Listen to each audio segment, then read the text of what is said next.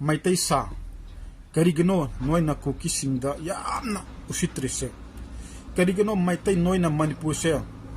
tumna thugai na ba hotnarise thugai na ba semsarise thugai na ba planning tawrise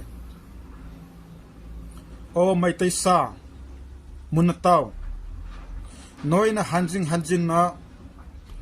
kuki singda attack tawba la ise madu kuki se kanano noi khangbrang o maitai sa munataw noina pakhangba gi mingda wasa aga sana mahi gi mingda wasa aga kuki sing tumna hat kani haiba madu kuki sing do kanano noi khangbrang ai haige moise kanano ai haige matam amada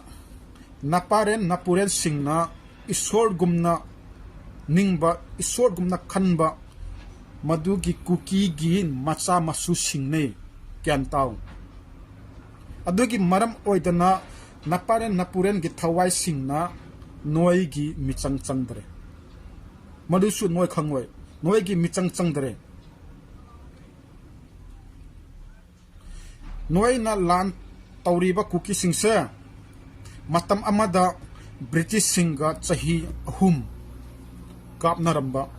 kuki sing aduga British singa suhaye khwaidigi waba lan se kuki singane maramdi moina British singna kuki se laina taraina ngamde moina ngamise last option da moina fighter plane sijina bigine Silong ki meeting da British sing na suhaye kuki sing sa yamna sathiba yamna kanba nong may ka pahayba siba ki daba kuki sing ni moy ga kapna bada moy ga land tawna bada British sing ki paisa 26 lakhs matam duda thadai haibne kuki sing ga kapna bada matam gi 1917 gi matam da 26 lakh haise yam khramane gyam taw madu gumba kuki singane noina lan tawra ise napuren gi thawaina noi da haraude maramdi ai haige munataw sahi taret khuntak pa matamda noi gi ningthau Hirachandra haise awa haidi Burmese ki army makhoi singa land taunaraga lot phom khangde mai thire lot phom khangde chen phom khangde matam duda karamba community la aga Hirachandra bukan birino kanam talakte kuki aigi ipa ipu khongsat ningthau khongsat kuki ni marche mana la aga Hirachandra bu mateng pangaga chapam lotpham tumpham loina pijabani madumakki lanjang duda Chaurajit mahakna awangi army kiraga Burmese ki army kiraga masagi ningthaugi kunung thado aga lotpham khangdana koi chen matamda karamba community na la aga mateng panghi kuki sing na laaga mateng pangki matam duda kuki gi ningthau khongsat na Chaurajit bu mayum da chapam tumpham thakpham loinamak pi tha kaya akhoi gi kuki ningthau khongsat ka leminakhi awangi army Burmese ki army masa gi lamda hankhre haiba pau ta bada khongsat na magi mapabung amusung kai khulal bu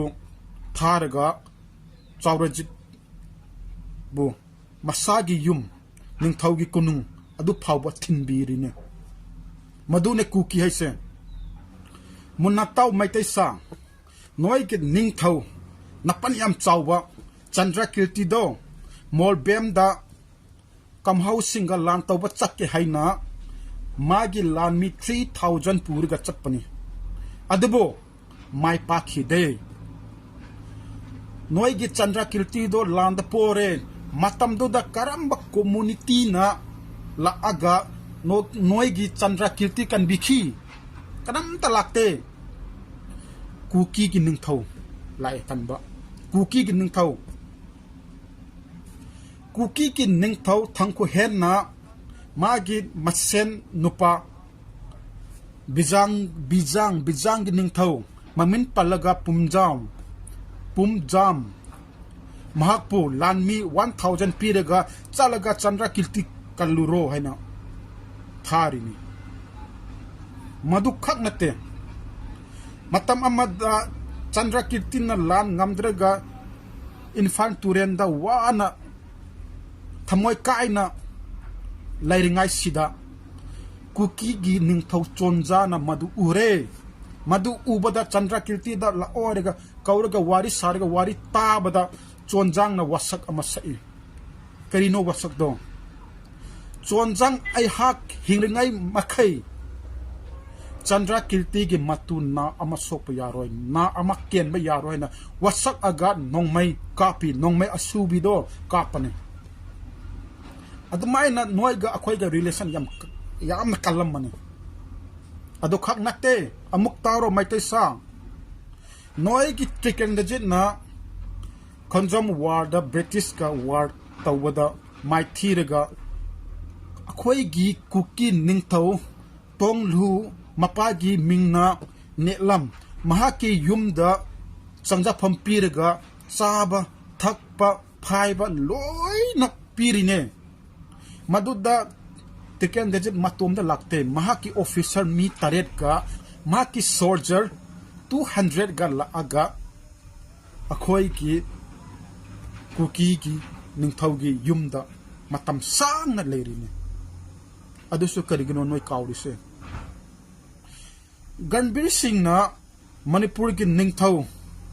ओइननबगी दमकता cookie Singh दा request तौरगा मतम दुगी निंगथौ राबिनाव चंद्रा दो cookie Singh ना नोंगमैदा कापगा गणबीर सिंह दो निंगथौ ओ हेलिने मतम अमदा cookie गा मैतै मरी तत्तनबा हैरगा नोयगी बेगा चंद्रा की मचा नुपा 8 तगी 7 ख्वाइदगी फजैबा मदो कुकी की मिंगा मैतै की मिंगा थोन बीबने खोंगजाय nganba हैना थोन मन अदुगा हौजिंगना नोयना अदुगुंबागी नोयगी नपारेन नपुरेन ना ईश्वर गुमना निंगबा ईश्वर गुमना खनबा मोयगी मचा मसूदा नोयना लान तौरिसे कदुंगाई देसु ngमोय नपारेन नपुरेन गे थवाइना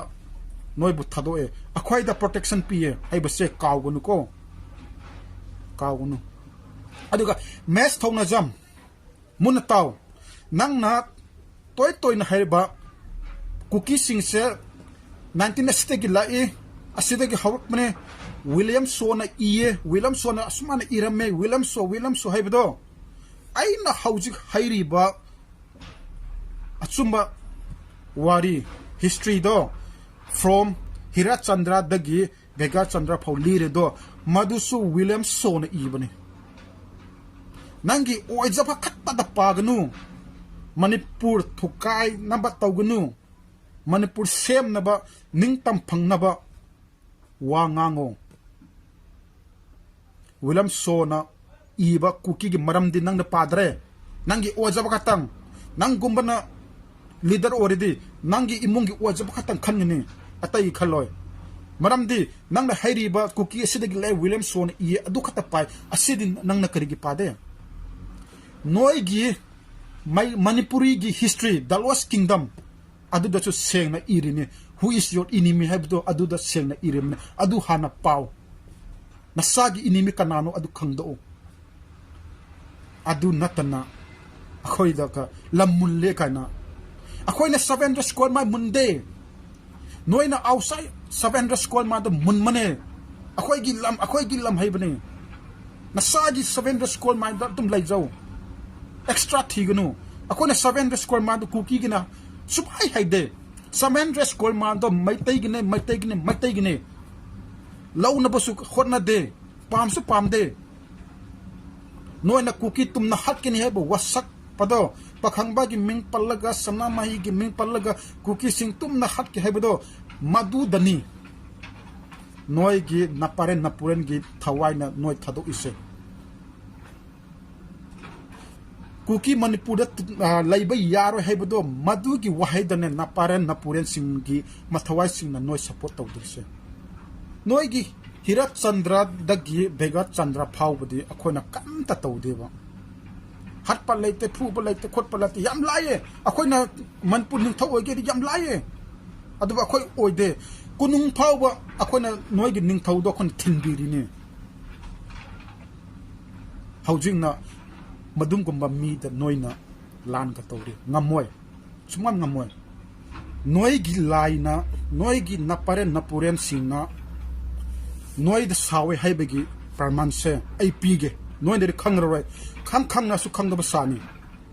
आ हेगे ममांग दा नुकोय गी खुमला पाक की लंबी दा उ असाव अम लेरंबदो नोना धूप थारगा करकी तौरगा निंगरंबदो मदु तेखरे मदु तुखरे अदुगा आफ्टर 2-3 days अदु की मतुंग दा नोई ना कुकी दा कापा लागा कुकी हटपा लागा मदु दा नोई मी क्या सीखी अदु रिकॉर्ड लेब्रा लेरोय अदुगा काकचिंग दा नुंग अचाउबा मा माय आई दा काय खे हाइबा वासु ले अदुगी मतुंग दा after 2-3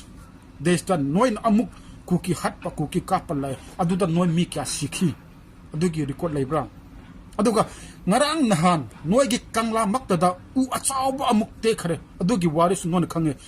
adugi after 2-3 days da noi na amuk attack to bola e adu da mika sikhi madugi record noi na tawde madu karigino asi tawrisi asi tarisi asi kairi saibagi knowledge noi da laiteba maitai anauba singna manipur da loi pasar laga maitai anauba singna lai saraga thorai maroi dona olaga wari adum libi rega noina madu thajayeba madu thajagnu study pajan to ichi nausa manipur kaidana ba manipur safe oina ba aram bai aduga cm aduga lesamba sana jawba noi la aga haijaro akhoi lale maram di noi gi wahai kuki manipur da laiba yaroi kuki tumna hatkini haibegi wahai do nokhoi gi naparen napuren singna taning de adugi maram orega noi la aga akhoi lale haijau natraga di lan achau ba malakni aina ui lan achau ba malakni aduda akhoi su sokani adubo noi di yam thina sokani maduda noina yaning daba noina yaning ba maduda nawa lawr roy separate administration have is compulsory or kani aduna mi sidringai da mi ahen ba sidringai da nakan ani da sokna ba apan ba laitringai mamang da akhoi lale akhoi bunga pio